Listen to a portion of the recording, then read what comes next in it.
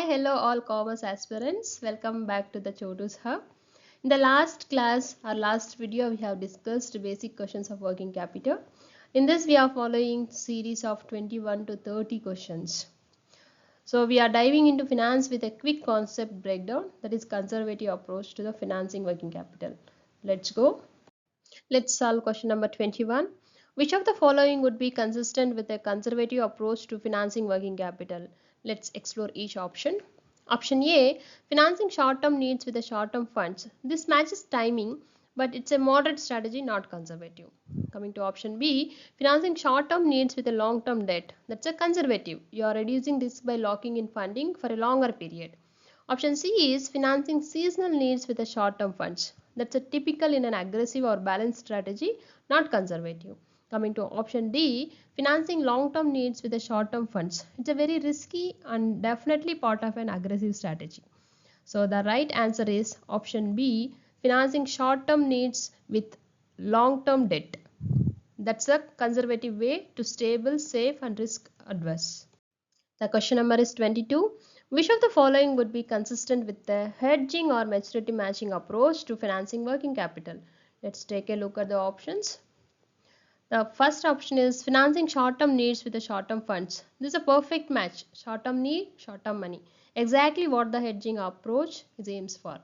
The option B is financing short-term needs with the long-term debt. That's more conservative. You are playing it safe, but it's not a maturity match. Option C is financing seasonal needs with the long-term debts. That's being overly cautious and mismatched in terms of timing. The option D is financing some long-term needs with the short-term funds. That's a risky. This falls under aggressive approach, not hedging.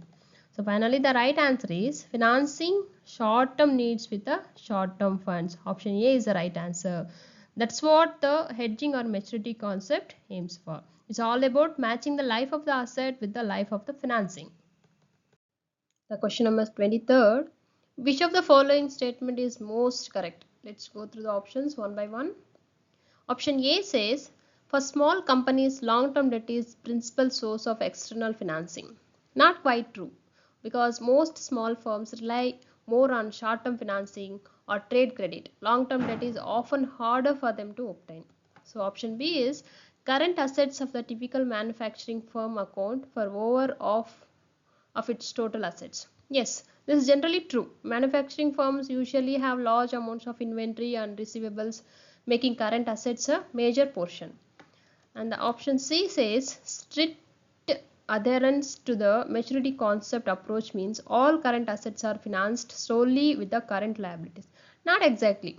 Some current assets like permanent working capital may actually be financed with the long-term funds under this approach. And the option D says working capital management like capital structure requires one-time decisions every few months. That's off the mark. Working capital requires daily attention, especially managing cash, receivables and payables. So the most correct answer is option B, current assets of a typical manufacturing firm account for over of its total assets. That's a solid fact in most industries. So remember, working capital is the heartbeat of day-to-day operations. Keep it healthy and your business stays strong. Question number 24. The amount of current assets that varies with the seasonal requirement is referred to as dash working capital. Let's go through the options. Option A says permanent working capital. Not quite. Permanent working capital is the minimum level of current assets a business always needs regardless of the season.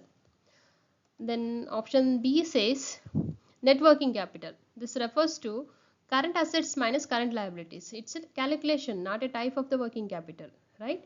So option C says temporary working capital. Yes, this is a portion of current assets that rises and falls with a seasonal or cyclical demand. Exactly what we are looking for. And option D says gross working capital. That's the total of all the current assets. It doesn't describe seasonality.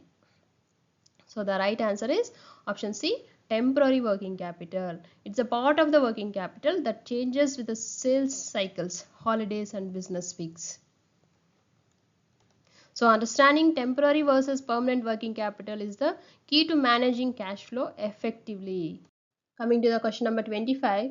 Having defined working capital as a current assets, it can be further classified according to financing method and time, rate of return and financing method, time and rate of return, and components and time.